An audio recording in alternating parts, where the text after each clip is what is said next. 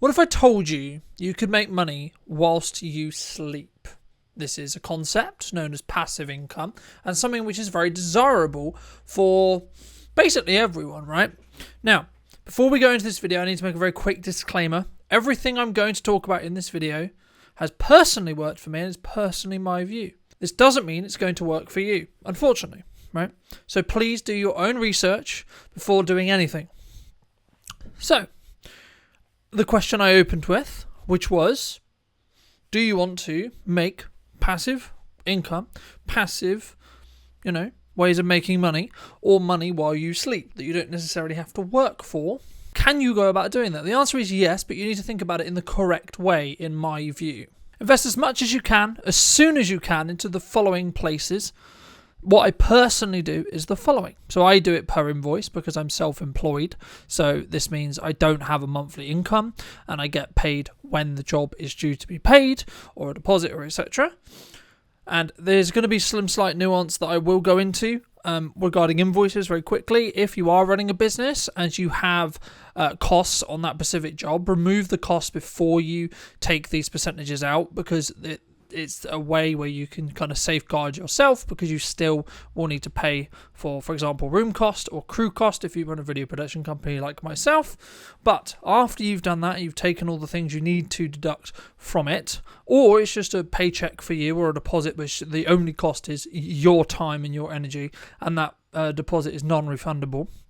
Then put about 20% or 20% specifically into an emergency fund. So this in most cases is going to be a bank account that the only specific job that it is going to have is to have money sat there to be used for emergencies. And then I also personally put 10% of that invoices amount into a cash ISA, where you can put, for those people who have specific tax advantages in the UK at least, we can put £20,000 up to a maximum of £20,000 every single tax year. That makes it basically tax-free in that respect as well. So I put 10% into a cash ISA, and that money is held in banks, so it will be protected up to 85,000 under the insurance we'll be talking about a little bit later. Followed by stocks and shares ISA up to, again, 10%. So depending on the size of the invoice will depend on how large this is specifically. And I will link down below my pie that I personally invest in, as for the sake of transparency as well. And then I have what I've written down here in my notes as a high volatility set of funds, and I put 10% into that. So, something you need to understand before you basically consider doing this is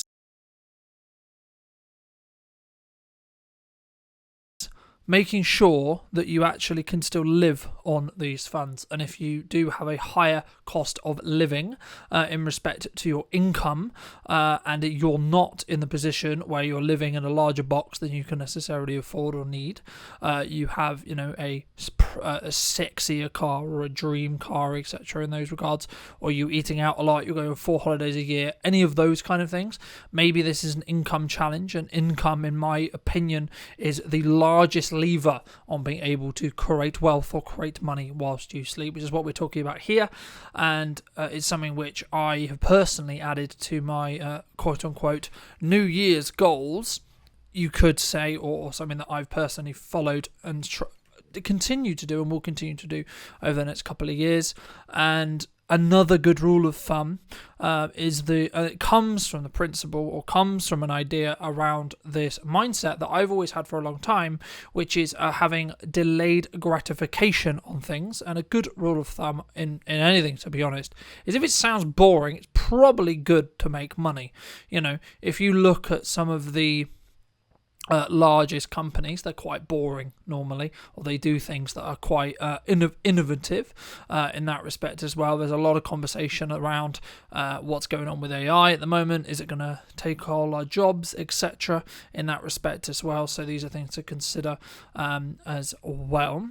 But you can do this at any age, but things to think about potentially is the older you are, the more income power you're likely to have because of career your career being mature and the amount of knowledge you have and the amount of potential value or potential use cases or potential money that you'll have access to as well.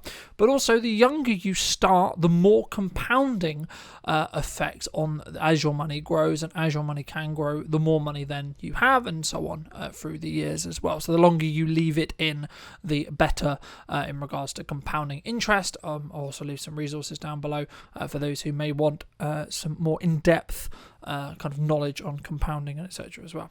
But before we go into the system that I personally use, it's best to understand that an investment that you make, the best investment personally I feel you can personally make every single day and every single week, is personally gaining more skills, understandings, or education. Now, this could be in a traditional education, but personally I'm seeing a large increase in the reality which is around teaching yourself. So the consumption of podcasts, the consumption of tutorials on YouTube, being self-taught and cutting out that debt collection. And the thing I will also add quickly in here as well, before we get into the details, or a little bit more detail, is specifically, obviously, this comes in a world where you either have a small amount of debt or a manageable amount of debt. So there is uses of debt, of course, and from that perspective, my objective for my whole life has always been keep debt as low as humanly possible,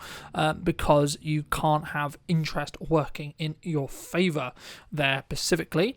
So the reason why I put each pot in the order I have, so let's for example you skipped the first two and you went straight into just the stocks and shares ISA and the more volatile potential investment specifically, would mean you wouldn't have a cash balance or a set of money that is allocated to, number one, fix problems as they emerge, but number two, also pay for food, bills, living costs, etc.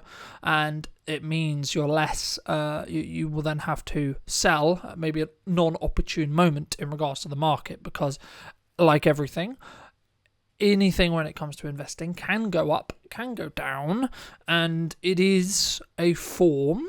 Many people have debated this and many people are debating it currently, but it is a level of gambling. What you are doing is you're saying, I'm betting that what I buy in at is going to go up in value along a window of longer time period, right?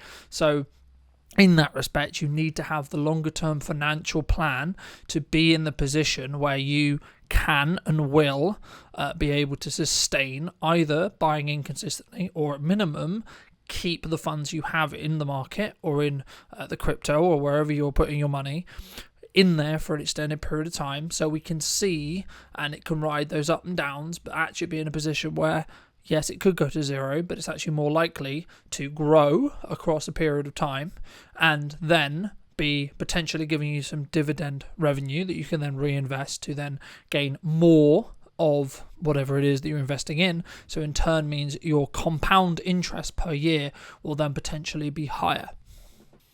Now, of course, this does, in the long term, remove the concept, right, outside of a long-term apocalyptic event, such as, a zombie horde or a nuclear war or things like that, or complete destruction of the current system as we know it, in that respect, which, to be honest, if that happens, the last thing you're going to be thinking about is what happened to my stock portfolio, to be honest, because we'll be in a position which is a lot more serious, a lot more dire than we are currently in.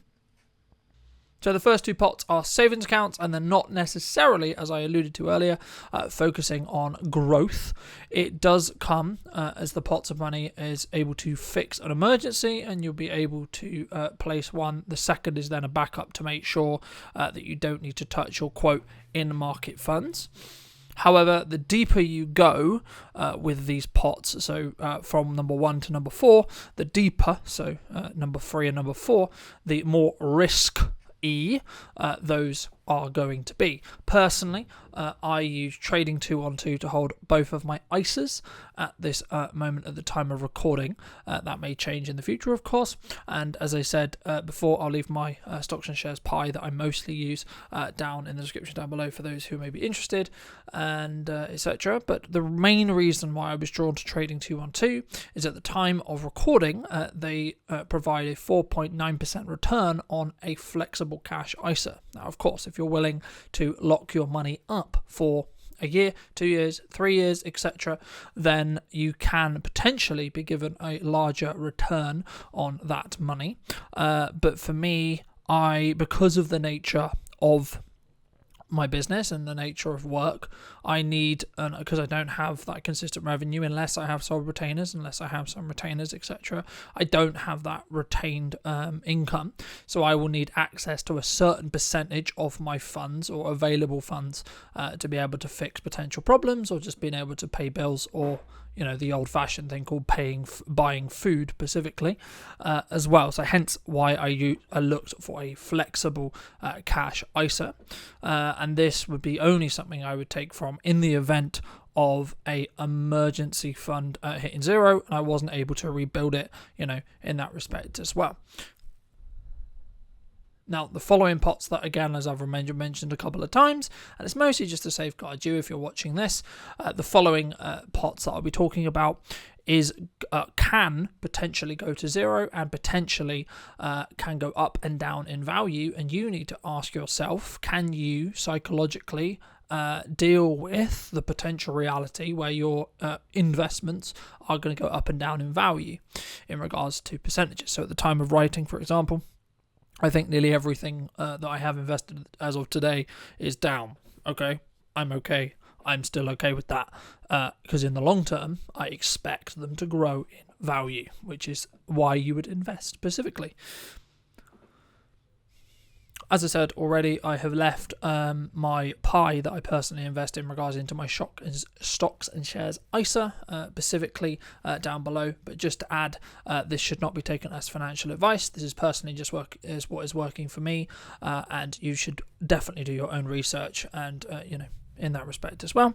I also have the more kind of fun bet, or the more fun pot specifically, which is where I do hold a percentage of crypto coins. I would say they're more the mainstream ones because they are not meme coins, so they're less likely to, say, go in 1,000% in value specifically.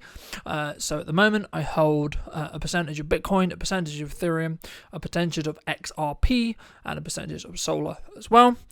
But as a final thought, as I've already alluded to, please only invest if you personally have A, done the research, and B, understand the risk that you're getting yourself into, and you're potentially completely okay with the fact that you might lose any money invested specifically as well. But that is just something I wanted to share because it's something that I have kind of set as a goal and as an objective for me this year, but also as someone who is self-employed, it's my way of building my retirement. And I thought I would share my own thoughts and my own personal views on that. So thank you ever so much for coming back and joining me. I'll be increasing wealth and making money through business as well. So if you are new to the channel and would like to see more of that, then be sure to subscribe. And thank you ever so much for coming back and joining me. I'll be back very, very soon with some brand new news, brand new updates, and how you can continue to move yourself forward. Thank you ever so much for watching, and I'll see you very, very soon.